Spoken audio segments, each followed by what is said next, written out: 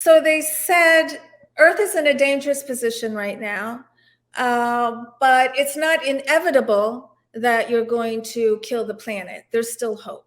But if you do, then these billions of embryos that we've created are going to be used to reseed your planet.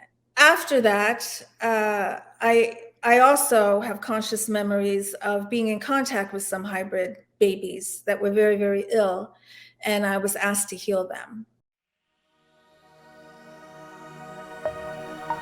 Right now on Higher Journeys with Alexis Brooks. Hi, everyone. Welcome back to Higher Journeys. And of course, if it's your first time here, we welcome you.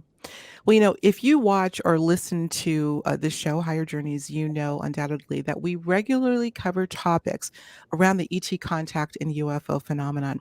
We discussed everything from some of the more classic ideas around UFOs and experiencer accounts, like the Betty and Barney Hill case, as an example, to UFO disclosure, to human looking ETs walking amongst us. Over the years, we pretty much covered the gamut.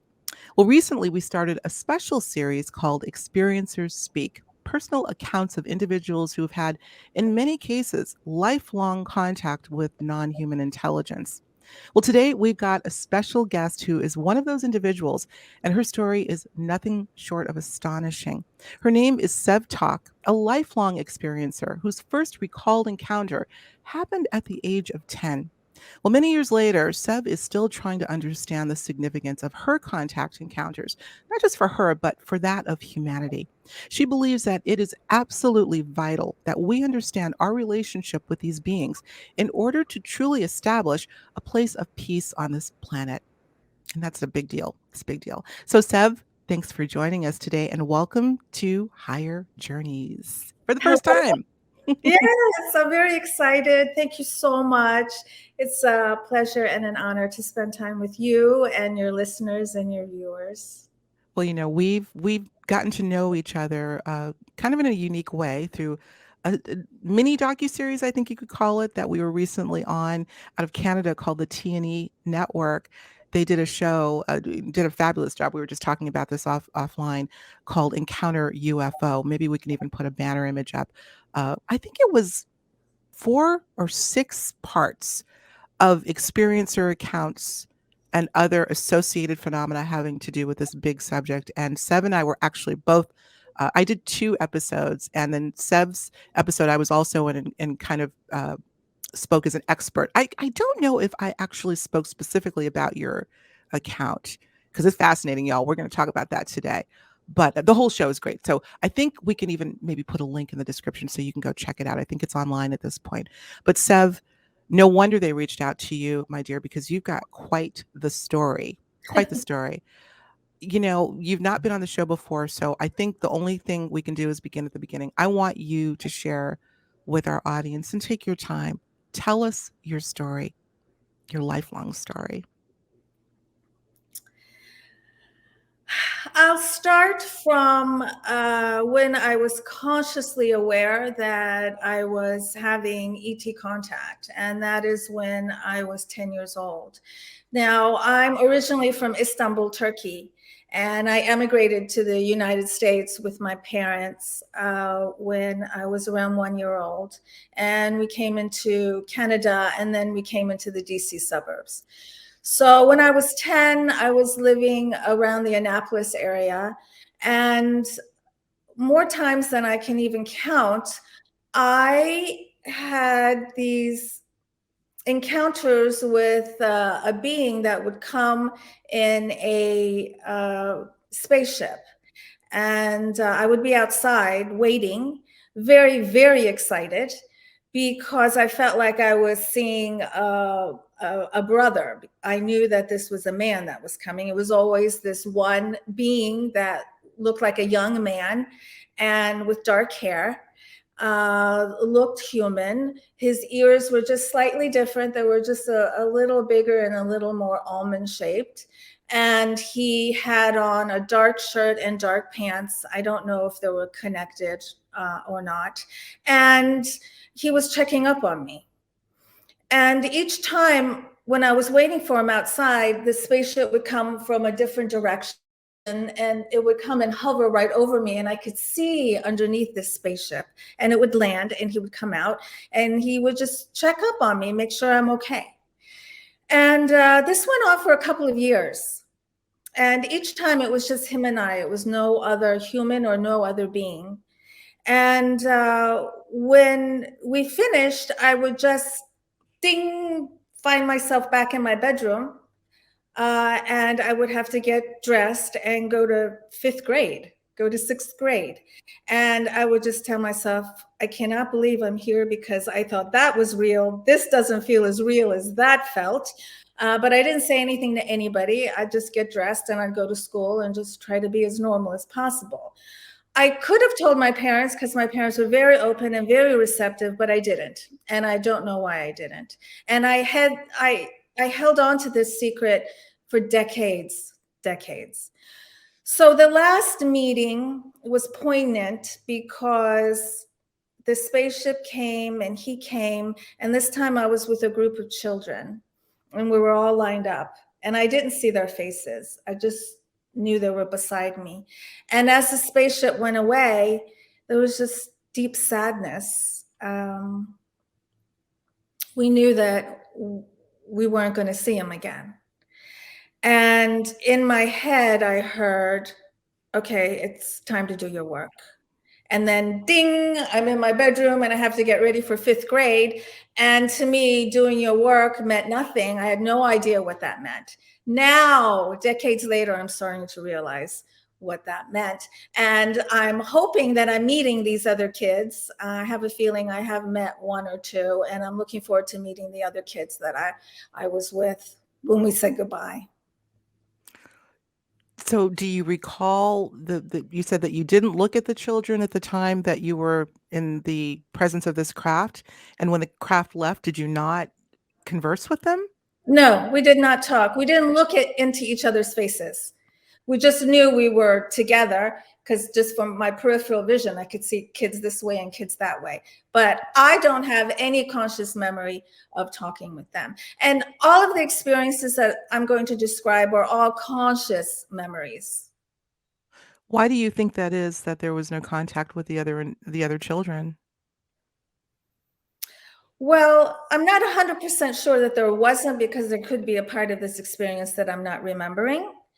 But then again, when you're in fifth grade and I just couldn't understand the scope of what was happening. And if someone had tried to describe to me what my work or my mission or why I came to Earth was at that time, it wouldn't have made sense. I would have discounted it. I wouldn't have believed it. It took decades to believe it. So I know at that age, it would have just been like a fairy tale, or I would have probably just thrown that into, that was completely a dream. But that was not a dream. And as you and I were talking earlier, there are millions of people who are having ET contact and don't realize it because they think it's a dream, because it happens in this interdimensional, multidimensional fashion. And the brain has a hard time coming up with a word for that state. So we default to dream or imagination or fantasy, but they're real. Absolutely. Well, one of the things that you've talked about, not just on Encounter UFO, the recent docuseries, but in other venues, is about the physical effects of what we're otherwise classifying as a dream, which isn't a dream. Let's get into that. We're going to jump around a little bit, journeyers. Bear with us because hers is such a large story with lots of dimensions and a lot of dots to connect. But speaking of connecting dots, talk about the X on your backside and when you first discovered that and you believe this is a part of your contact encounters. Talk Yes. about that. Well, that was recently. That was in 2017. And it happened the second night that my then boyfriend and I moved here to the inner banks of North Carolina, right along the water. And we had moved here from Capitol Hill, Washington, D.C. And I woke up in the morning, unpacking dishes in the kitchen, and it felt like something bit my butt and it hurt. So I yelled over to my boyfriend, Patrick, I think something bit my butt. Will you look at it? So he's like, yeah, sure. So I go into the living room and I pull down my pants or my shorts and I bend over and he's looking and there's just a silence. He's not saying anything. And I'm starting to get very nervous and very scared. I'm like, well, he goes, yeah, there does appear to be a bug bite, but there's also a red X. And with that, I instantly knew that it had to do with the Greys because I had been in contact with the Greys before in Roswell and also in Baltimore. I said, take a picture. He took a picture, and there was this perfect red X about this big, about an inch and a half, about 2 inches or so, on my left derriere cheek. And it was made up of these 9 perfect little red circles that looked like they were burned into my skin. And when I ran my finger over it, I couldn't feel it. So I saw this and fear entered my body. I'm like, God dang them. Why are they messing with me? Why are they toying with me? Like, what the heck do they want from me? I was so mad because at that point in my life, I chose to play the role of the victim in my life. And so I was processing everything through the lens of victimization. So I was going to process my ET contact through the lens of victimization. So I thought the Greys were evil. I thought they were bad. And I thought they were messing with me.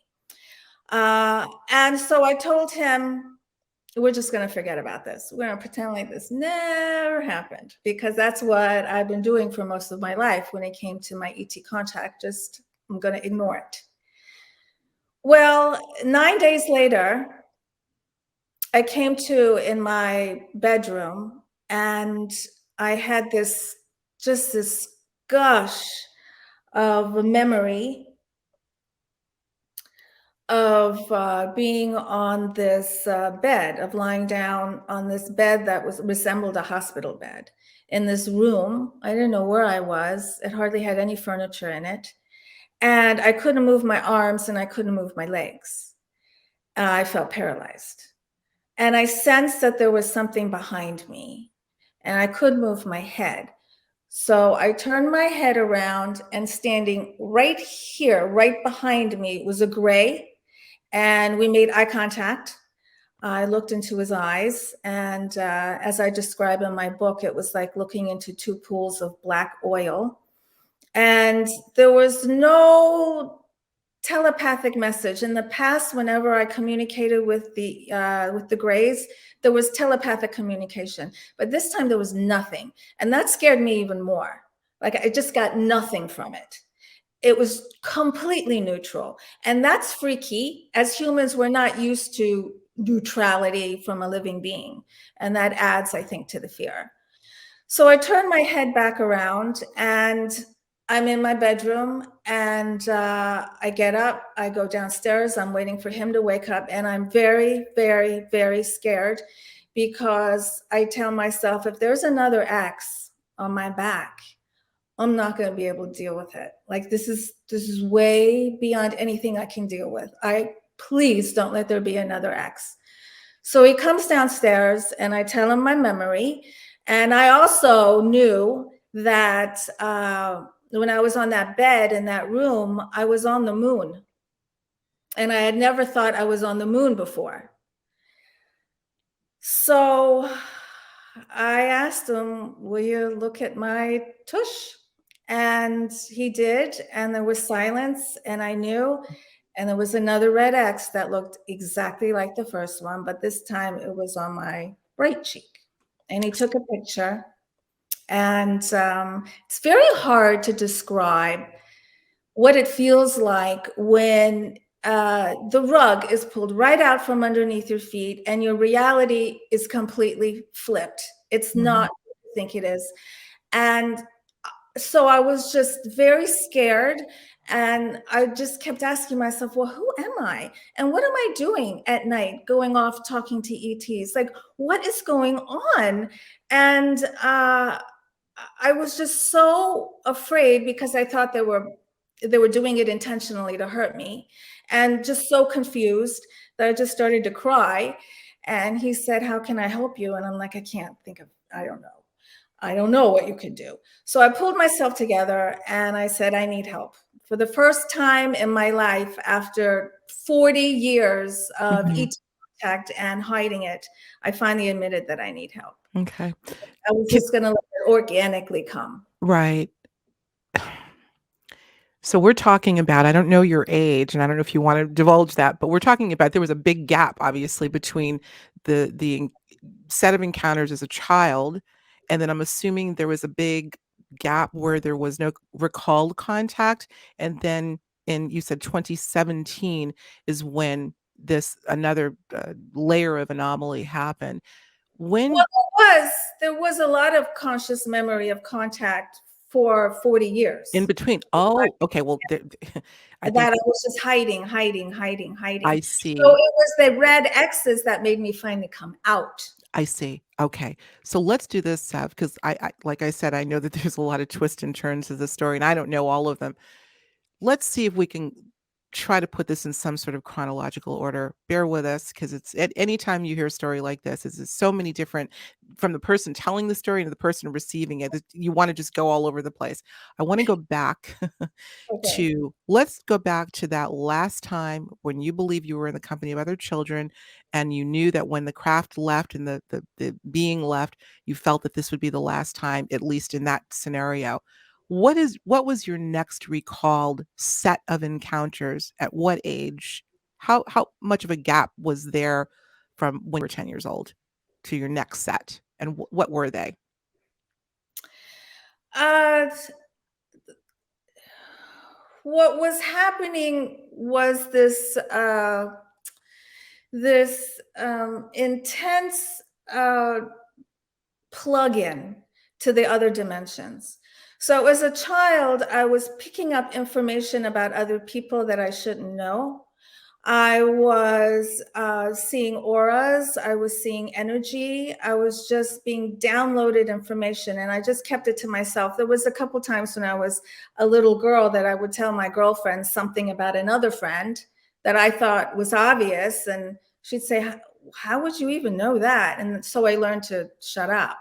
So I just kept just stuffing it in and stuffing it in and stuffing it in. So then a few years later, I started doing automatic writing, which now we call channeling. And I would just write just volumes, pages and pages and pages of beautiful, beautiful information. I know it wasn't me because I didn't talk like that. And it just came out perfectly. When I write, if I'm going to write a book or an article, there's a lot of scratch marks, there's a lot of arrows, but when I was channeling this information, it just all came out perfectly, page after page after page. And it was about love, and it was about authenticity, and it was about finding fulfillment and peace, and we're all one. And I would channel and channel and channel. A lot of it heavily started when I was 16. And I just kept it all to myself. And then I would say, I'm insane. I'm going to throw all these papers away. I'm not doing this anymore. And then I would start and I would write, write, write. And then I would say, I'm insane. And I would throw all the papers away. And that was my roller coaster of a life. Write, write, write, write, write, all this beautiful material that was a benefit to me, but I wasn't sharing it with anybody. I thought I was crazy. I started talking with dead people who were giving me messages. Mhm. I would just throw away volumes of pages. I did this for decades until I was 40. Hmm. And then I told myself, I need an answer, because if I am crazy, I'm going to seek help. And if Mhm. I'm not crazy, Mm. then I have to decide what I'm going to do with all of this. And I got my answer, and I'm not crazy. And later, we're going to talk about how you met up with our mutual friend, Kathleen Martin, who was of great help in helping you make that transition from I think I'm crazy to I think I'm here to do something for others. Big story. So, what you're saying, Sev, is that you had the set of experiences as a child, which was very clear to you, conscious recall, but then a whole chunk of time that many people talk about as the residual effects of contact, post contact, Yes. having to do with accelerated psi experiences like you're having. Very, very common. But do you recall any actual contact encounters meeting up with the Greys? Because I know that those are the beings that you felt you were most in contact with. Do you recall any of that in the midst of you doing all this channeling and automatic writing? Not when I was young. The next time I recall coming in contact with a gray happened when I was living in Baltimore, and I left my second marriage, and I was living alone, and the doors flew open, and I was coming in contact with a lot of beings, especially the grays. This was in 2010, 2011. And then from that point on, it was a lot of gray interaction, and also other beings too. So Okay. my typical ET happened at 10 for a couple of years until about 12 or 13. And then I went more into these otherworldly beings that I wouldn't really call ET, but just these other multidimensional beings. And then in 2010, 2011, then I started having conscious memories of ETs again. And then X marks the spot, and that's when you say, okay, as we say, halas, halas. I know you're from, I don't know if you speak Arabic. Halas, enough. Oh, oh, Halas, ah, enough already. I need to know what's going on. exactly. I need to know what's going on. Tell us where that turning point happened. After you discovered the X's, were both visible at the same time when the Yes. second one? Mm-hmm. Are And in they? my book, I have a picture of the X's, We're going to singly, show an just image. my entire tush Yeah. with both X's on it. Mm-hmm. You and I obviously talk. This is not my story, it's yours, but I will share with you journeyers. And if I can dig up an image, I'll show you. I have had encounters, I believe, as well. And as a result of a long one, a triangle emerged on my chin. So I can relate in terms of, I don't know, we still don't know the extent of what it is. I want to get into that a bit more, but the physical remnants that are often left on experiencers also quite common. Mm-hmm. But we'll leave that. Let's park that for now and come back to, so the X was the sort of impetus for you to try to confront what was going on. What happened next? How did you go about doing that? Well, once I declared that I needed help, I just resigned to it so that it organically happened. I didn't want to go just searching. I wanted it to come to me. And so just a couple months later, I have a very good friend, Elizabeth, who lives on the island of Maui in Hawaii. And I love Maui. I've been many, many times. It's a very special place for me. And she said to me, you know, Sev, I think you should see that movie Unacknowledged by Dr. Stephen Greer. So one afternoon I watched it, and it just lit this fire inside of me. And as soon as it was over, I went to my computer and I said, okay, I'm going to send the picture of this X to somebody, but I have no idea who I'm going to send it to. And then I heard in my head, MUFON, and I had to Google it. And so I went on MUFON's website, Mutual UFO Network, which is the largest research organization in the world dealing with UFOs and ETs. And on the website, there was Kathleen Martin. And I told myself, she's the one, she's going to help me. So I emailed her, and 2 or 3 days later, she responded. And then we Skyped for an hour and a half. And that was one of the most important conversations of my life, because she validated everything for me. And she made me realize these are not dreams, these are not fantasies, this is real. And she was so gracious and so kind and so supportive.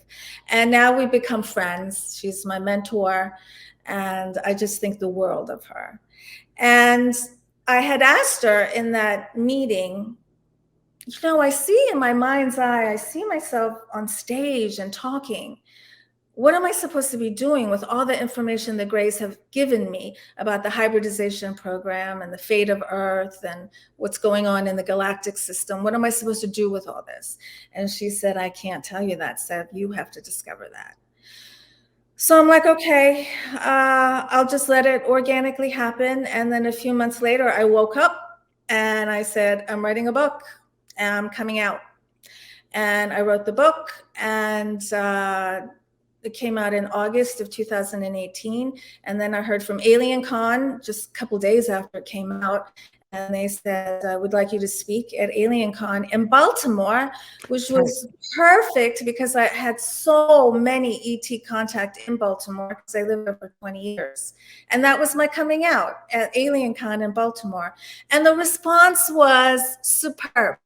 I heard from so many people who said, I've never told anyone this, but, and that's music to my ears. Don't you love it when you hear that? We know about that.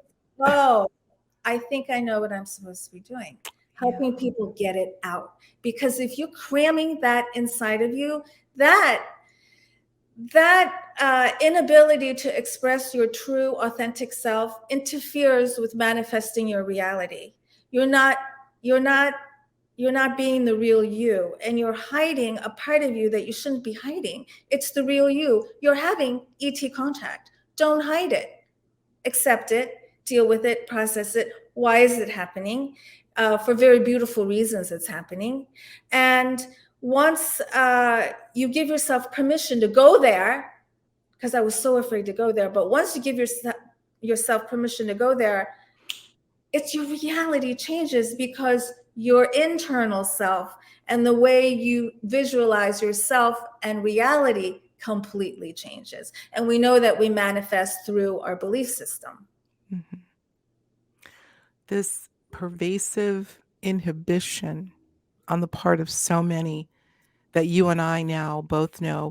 I know Seb is working with experiencers now as a part of MUFON, I believe, a local MUFON. We can talk about that as well.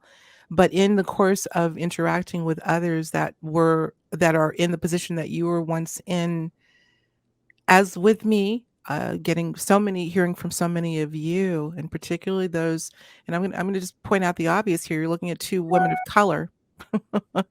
This is another aspect, the cultural, uh, racial, the religious, sort of stereotypes that this phenomenon comes outside of is part of that inhibitor. I can't tell you how many people email me. Just today, I received a few emails saying, Alexis, I'm so glad you're talking about this subject. I never thought I'd see someone that looked like me having a conversation like this. Guys, this is why Sev and I and others like us are doing this work, to show that this is a ubiquitous phenomenon. It knows no color, no religion, no culture, no social status. And we've got to start talking about it. Talk about a little bit. We're going to just jump to purpose here. I heard you say on our mutual show that we were on that you believe that it is imperative that we understand what we're dealing with, get to know who we're dealing with to the best of our ability, if we ever want to see peace on this planet and amongst ourselves. Remember when you said that? Mm-hmm. Speak Yeah. to that if you would, because that's powerful. This is the why of it all. Sev, talk to that a bit. This is the why of it all. Through this ET contact, which happens in a multidimensional fashion, it doesn't happen just when you're camping or driving down the road in the middle of the night and then a UFO comes and you see a beam of light. It happens mostly in an interdimensional, multidimensional fashion. Yes, it also happens in 3D, but these beings, these ETs and these otherworldly beings too that we're making contact with, live in the other dimensions above and beyond the three that human beings are aware of. And when you are consciously aware of yourself, using your abilities, your paranormal abilities, your psychic abilities, your interdimensional, multidimensional abilities, through this ET event, you then plug into the rest of you. So this part of me right now is such a tiny part of all that I am. And as humans, as earthlings, we are not really encouraged to explore our other abilities that exist, our other abilities that take place in this quantum matrix of energy and frequency that we live in, which is where our psi abilities reside. As you use your psychic abilities and your paranormal abilities more and more and more as you practice and as you are plugged in to this energetic matrix 24/7, then you start to use more of yourself and you start to get information, which is very helpful to your life as a human. You start to actually become more peaceful. You start to become more hopeful, and you have faith in your ability to create your reality. This all comes from living a life that is not bound by only what you can see. In order to find fulfillment and in order to find success and in order to just feel peaceful, it's very, very important that we entertain the other aspects of ourselves that exist in the other dimensions that we can't see. And the more and more we do that, the more and more we're connected to the divine truth, and that we're connected, we realize how we're so interdimensionally connected with each other. It is one for all for one. That is very, very true. And that makes you reassess what you do, how you do it, what you eat, what you say, what you look like. Everything starts to change from that realization for the better. Just to distill, so articulately put, so Yeah. articulate in the way you put that. But if I were to distill this, Sev, I would say it's time to acknowledge all aspects of ourselves if we want to understand ourselves and become more fully. If we want to ascend, we're using that word a lot, right? I don't like that word. Expand. Yeah. It's time to stop inhibiting us, essentially. And that Mhm. includes, but not limited to, our contact with all forms of intelligence that comes in forms that we're not used to. We exist in those forms, perhaps. I've often wondered whether some of the encounters that we have, of which we feel we're uh, conversing with, communicating with, in contact with others, may be throw offs of ourselves Mhm. in some cases. Sure. I mean, this is a really, really perplexing phenomenon. We don't Mhm. know what we're dealing with here. I think we were talking offline about this, that as we're having this conversation, there's another version of us maybe having contact as we're speaking. Yeah. So who knows who we're even meeting in these contacts? Could those grays in some cases be aspects of ourselves? Mhm. It can be convoluted and it is a mind twister, but I think what you're saying and the way you said it so brilliantly, if we embrace this mystery, it'll become less and less of a mystery. We will become less and less of a mystery, and we'll finally and ultimately grow into who we really are, which is infinite for sure. Right. And to live authentically is magic. Absolutely. And to deny your authenticity cripples you. It cripples you in every way imaginable, in every aspect of your life, if you're denying your true self. And so we were also talking earlier how the more we seek the truth internally within us individually, then the more we can seek the truth collectively. So if we're all just sitting here hiding inside of ourselves, I really don't know who I am, I really don't know what I want, and it doesn't matter, but then we're going out there and telling the government, I need to know the truth. It's like, well, are you asking the truth? Are you asking that of yourself? It has to Mhm. start there. It's And true. the more of us who do that, then we can stand up and scream, tell me the truth. I'm discovering my truth. Now I want to know more truth. And Mm. that's really what, in my opinion, this whole spiritual movement is finding the individual truths so then we can collectively demand to know the larger The truths. larger truth, of which there's going to be many layers of unraveling and unfolding. What about the truth from those you have been in contact with that we call non-human intelligence? Do you believe have you received insights from them throughout the years that you would call, uh, well, truth is a strong word, but insights of what this is all about and why you're in contact with them, why we're in contact with them? What type of insights have they shared with you over the years, Sev, That's a that you lot. can share? I Yeah, know. okay, it's a lot. So mm, I've been given information. When I was in Roswell, I had something happened. Tell us about well, stop. I'd like you to give us Okay. a little context for how did you end up in Roswell? Why did you go? What happened when you were there? Okay.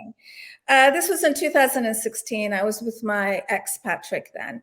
And Patrick actually worked, he was a civilian working for the Navy, working on a radar defense program. And they were setting it up on the island of Kauai in Hawaii. So we went back and forth between Kauai and Capitol Hill. And I was on Capitol Hill, and it was just a surprise. He called me and he said, I have to go to White Sands Missile Range in New Mexico. Why don't you meet me in El Paso? I'll pick you up, I'll show you White Sands, and then I'll take you to Roswell.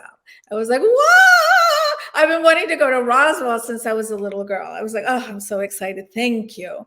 So that's what we did. We went to White Sands. He took me to the White Sands Missile Range, and I never want to go back there again. I had all my hair was standing up. I just wanted to run. I just wanted to get out of there. Why? You gotta stop there and tell why. What's going on there, Sev? Well, the White Sands Missile Range and that whole White Sands uh, Really there's bothers so you. much going on there that we really don't even know, and there's a lot that's going on underneath the ground there. Mhm. And it's at the base of this big black dark mountain, and the energy is just off the charts, um, uncomfortable and scary. And the whole time I was there, I just envisioned rooms and tunnels and darkness and just bad things happening with bad intent. Uh, Happening there. And so he really wanted to show it to me. So I was patient, but as soon as we were done and we drove out of the gates, I was like, I never want to come here again. And then we went to the White Sands, those gypsum hills that you can sled down. Mhm. It's really beautiful. And then we went to Roswell. And we went to the museum, and that was fun. And then we went to the hotel room. And as we're preparing for bed, he's in the bathroom, and I'm on the bed, and I'm flicking through the channels. And I'm thinking to myself, I wish the show People of Earth would come on. Did you see the show People of Earth? I've heard of it, but I haven't seen it, no. I liked it so much. It was just 1 or 2 seasons. It wasn't very long. And it was produced by Conan O'Brien. And it was just this really funny take on this alien abduction support group.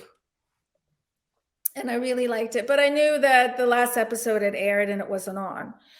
So he comes out of the bathroom, and I stop the TV on a commercial, and he says something to me. And then I turn the TV back on, and all of a sudden, poof, there's People of Earth on the television.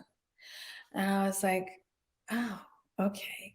So he hadn't seen it before. So we watched it, and we laughed, and we went to sleep. Well, the next thing that happened was that my eyes just popped open like this, completely alert. And the room was pitch black. I couldn't even see my hand in front of my face. And I heard footsteps on the rug. And I felt Patrick get into the bed. And I thought to myself, why was he sitting on the couch? Was it because of the aliens? And I fell back to sleep. So I get up in the morning, and he's taking a shower. And I get this download. It's visuals and information. How I had made contact that night with a group of ETs, and we were sitting at a table, and they were talking about a book that they were suggesting that I write. And now back then, I didn't like the ETs, or excuse me, the Greys. I thought they were bad. So when they were suggesting to me I write a book, I was like, who the heck are you to tell me what to write? And then they were giving me information about the hybridization program. And they reminded me of an experience I had in Baltimore, 2011, 2012, where I was shown a baby in a tube. I was in this dark room, and there's this tube in front of me, about my height, a little taller, about as wide as I am, and there was a baby floating in it. And its eyes were the bluest eyes I'd ever seen in my life. Its eyes were open. And even though its leg was hiding its genitals, I knew it was a boy. And I'm looking at it and I'm feeling nothing for it. And I'm confused. I don't know why I'm looking at a baby floating in a tube. And then I felt something behind me. So I turn around and there were 3 grays, tall, medium, and short. And this is before I even knew that grays came in different sizes. And they telepathically said to me, take your time. We're just going to hang out back here. Take all the time that you need. Everything is okay. And I turned back and I looked at this baby. I'm like, what? And then ding, I'm back in my room. And I said nothing to anybody. So when I'm in Roswell in 2016, and they gave me information about the hybridization program, and they said, remember that? I'm like, oh, they're like, yeah, you're a part of it. And there's millions of people who are part of this hybridization program. And what we're doing is that our race has entered this dangerous zone where we kind of eliminated our ability to be sympathetic and empathetic. We kind of lost that. And if you can't be sympathetic and empathetic to your fellow beings, your race is it's just going to end. You're going to go extinct. So what we're trying to do is create a being that is very empathetic, very sympathetic, very loving, and also has a high awareness and consciousness of their psychic and paranormal abilities. And there are billions of these babies. And a lot of them are just kind of like in this frozen state. I don't know if frozen's the right word, but they're still in this little embryonic state. Excuse me? Oh no, why can't I hear you? I didn't realize my mic was muted. My mouth was going and nothing was coming out, like in a dream. The cryogenic state, I believe, is what it's called, which is something that has been experimented with here. Mhm. But sorry, guys. Yeah. And so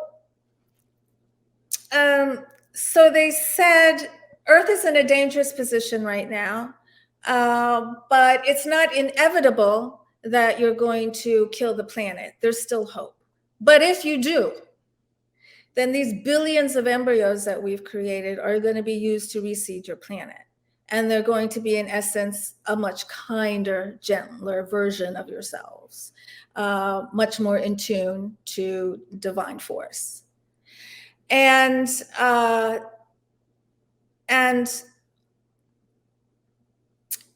after that, I also have conscious memories of being in contact with some hybrid babies that were very, very ill, and I was asked to heal them. And I also have other conscious memories of being in these office-like settings with these government-type people and grays and doctors and nurses, and some of it is very neutral. Some of it is pleasant and some of it is not pleasant at all. There was some psychic manipulation, some interrogation. And from these experiences, I learned that experiencers, the government knows who's having experiences, the government knows who knows what, and they're trying to pick our brains.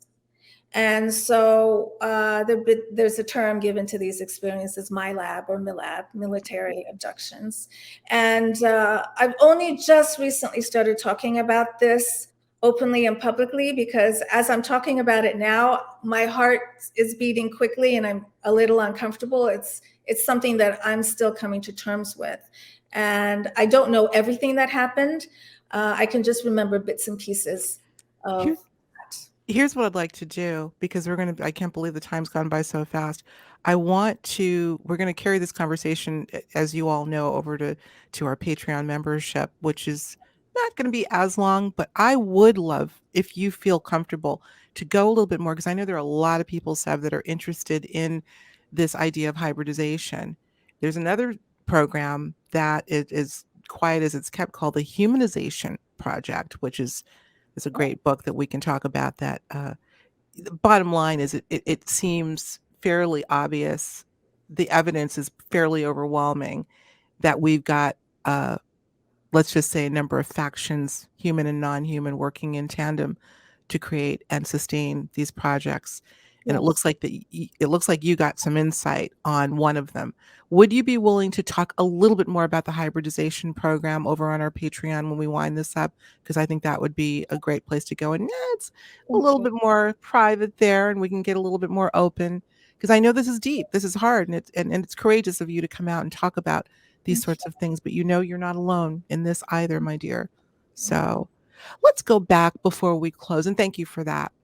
Before we close down, there are a couple of other things I want to go back to having to do with this X mark. Now, again, the idea of not only surface marks showing up on individuals after, let's just call them broadly strange encounters, as well as implants, in the case of our mutual colleague, Terry Lovelace, having the implant in his leg, very, very common. However, here, as I think about the significance of such geometrically perfect marks of all kinds, have you ever pondered or have learned what the significance of the shapes are? Could they be symbols of some kind, either emanating messages or uh, acting as sort of an antenna to receive messages? Have you thought about what the significance of the shapes are having to do with all of this? Yes, I've thought a lot about the significance of the X, and the X is such an old symbol, very potent. We really don't know much about the X. And also, I had many other marks on my body that I completely ignored. I just chalked it up to, oh, a bug bit me in the shape of a perfect triangle. Isn't that amazing? And scoop marks and bruises and all of that for years and years and years, which I just ignored. Uh, I recently, actually just a few weeks ago, had this geometric shape in my thigh. And the way I look at it is when we're just looking at a shape on a piece of paper, that's just a one-dimensional, two-dimensional recreation of like a tube of energy. If we look at a mandala, that's really like a cross-section of a tube of energy. Mm-hmm. And so everything has frequency, everything has energy, shapes, names, letters, everything. So I believe that there's a frequency to the triangle. It's a sturdy shape, and it's 3 points. Three is a very high frequency number, has a lot of symbolism. And I do believe that when we get these shapes put on us or burnt on us or however they're put on, that we're then infused with some kind of knowledge, or we're healed, or I don't know if we're tracked, because I believe that they're so advanced that we don't need chips in order for them to find us. They can find us just through our energy. But I do believe that those implants serve us, are probably healing us, or are probably helping us with our mission, or are probably doing something to our psyche, which allows us to come out. Who knows what it could be? But I feel that it's all to our betterment, not to our You do. detriment. Mm-hmm. Okay. Interesting. I've often wondered, the significance of the mark that's on my chin that, And where again, it is, it's on your chin, it's and on you my talk chin. for a living. So there's some kind of energetic frequency that probably, in my opinion, entered maybe this chakra Hmm. to help you do your work. Never thought about that. Never thought about that. I'd like to explore this more. There's a significance, no question about it, regardless of where it is on the body, but, that's just fascinating. Sev, why do you think these beings wanted you?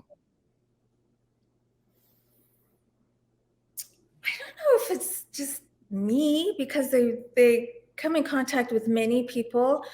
Like I said, there's millions of us having contact. It could very well be that I just entered an overall body frequency, mind frequency, where I was able to align with those memories and I was able to remember or to align and be consciously aware what's happening. So I don't believe that I was chosen and that there's anything special about me. I just think that because of the work that I do and the emphasis that I put on trying to raise my frequency as much as possible, I then aligned with higher frequency information. That's how I view it. Do you now you mentioned your family briefly in that, as a child, you could have shared with them what was going on with you because they were very open, but you didn't and you didn't know why. I'm sure you know in your research that the intergenerational link is prevalent with experiencers. Have you looked into that? If not with your parents and other relatives, have other people in your family, if you're aware, had experiences? My father definitely did. He told me about some of them, but they weren't ET. There were more otherworldly beings, other beings from other dimensions giving him information. He channeled and he wrote. And he passed a few years ago, and my mother gave me a book that in his handwriting, he had written all of these mystical, metaphysical, supernatural experiences that he had. And it's a prized possession of mine. And in reading that, I realized, whoa, he was having way more experiences than he even told us. So I was hiding. He was hiding. My mother also is very psychic. She was hiding. My sister just recently told me that she had an experience with a shadow being in her room when she was little, but she didn't want to talk about it. So she was hiding. We're all hiding together. But I was the first one that came out. And I didn't expect them to support me. I didn't expect them to even read the book. I had no expectations on my family or anybody, in my friends or anything. It was just something that I did for myself. But since then, I have discovered that my family, my parents and my sister, were having these psychic paranormal experiences, a lot of them. And also, I have high-level military in my family. Mhm, My mm. grandfather was a lieutenant colonel in the Turkish army. And on my dad's side, there was also high-level military in the Ottoman army. And everywhere I've lived my whole entire life, I lived very, very close to a military compound or a military base. I think this is an inescapable little tidbit that we hear over and over and over again with these sorts of stories, connecting the dots, literally for you, connecting those dots on the backside, Yeah. the backstory. There's significance to that. Why there? We're getting the Yes. backstory, guys. Mm-hmm. I think it was to activate my Kundalini energy because we house the Kundalini energy in that part of our bodies. And when your Kundalini energy is activated, the most important thing is I have got to be me and I have got to know the truth. That's your driving force when your Kundalini is activated. That's what happened. Mhm. You have the right to talk to aliens, you know. That also happens to be Sev's book. Sev, when did that come out? You have the right to talk to aliens, and I believe it's been endorsed by Kathleen. And did she write the forward as well? Kathleen Martin? On the back of the book, On the back yes. of the book. When did Yes. you write it? I wrote it in the summer of 2018 and it came out in August 2018. So I'm pretty new to all this. This is a lot's been happening very quickly in Ah, just 3 years. but never, not a moment too soon or too late, right No, on time. yeah, as always. Do you get chills when you recall when you were told as a child, you've got work to do? Yeah. Mhm. Now you know what that work is. Yes, and I've chosen it. I don't have to do this if I don't want to, but I've chosen it because it just makes me feel good. And I do help experiencers around the world. I've heard from experiencers all around the world, and I would love to hear from listeners or viewers. If you go on my website, planetsev.com, and go to Tell Me Your ET Story.